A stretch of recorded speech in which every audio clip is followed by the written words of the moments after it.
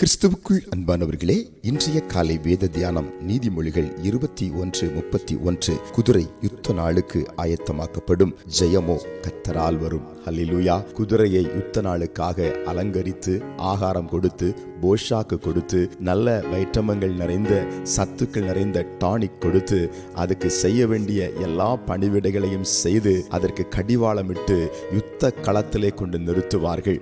அவர்கள் யுத்த களத்திலே நிறுத்தப்பட்ட குதிரையை நினைத்து சந்தோஷப்படுவார்கள்.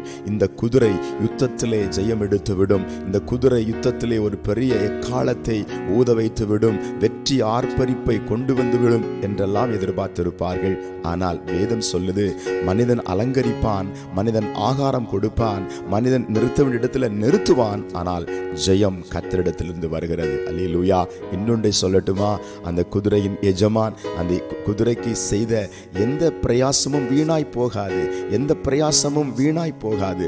நிச்சயமாய் அதற்குரிய பலனை அவர் காண்பார். அதை போலவே நீங்களும் ஒரு பெரிய ஜெயத்தை சுதந்திரிக்க ஆயத்தப்படுங்கள், கடிவாளமிடுங்கள், கர்த்தருக்கு பிரியமாய் வாழுங்கள், நிற்க வேண்டிய இடத்திலே நெல்லுங்கள். நிச்சயமாய் ஒரு ஜெயம் உங்கள் வாழ்க்கையில இறங்கி வரும். இந்த காலை வேளையிலே எந்தெந்த சூழ்நிலையிலே எந்தெந்த பகுதியிலே ஜெயம் இல்லாமல் நீங்கள் துவண்டு சோர்ந்து தத்தளித்து கொண்டு பயந்து அதைரியப்பட்டு நீங்கள் கலங்கி மடிந்து கிடக்கிறீர்களோ, அந்த இடத்துல கர்த்தர் உங்களை ஒரு வெற்றியின் அடையாள சின்னமாய் ஒரு ஜெய முழக்கமாய் நிறுத்துவார். கலங்காதிருங்கள். ஜெபிப்போம். அன்பின் பரலோக பிதாவே, இந்த காலை வேளையிலும் நாங்கள் ஆயத்தப்படுகிறோம், உம்முடைய வெற்றியை கொண்டாட விரும்புகிறோம். இப்பொழுதே கர்த்தர் ஜெயத்தை உம்முடைய பிள்ளைகள் மேல் ஊற்றுவதற்காய் ஸ்தோத்திரம். ஜெயத்தின் ஆவியானவர் இறங்குவதற்காய் ஸ்தோத்திரம். தோல்வி மாற்றப்படுவதற்காய் ஸ்தோத்திரம். இயேசுவின் நாமத்தில் ஆமென்.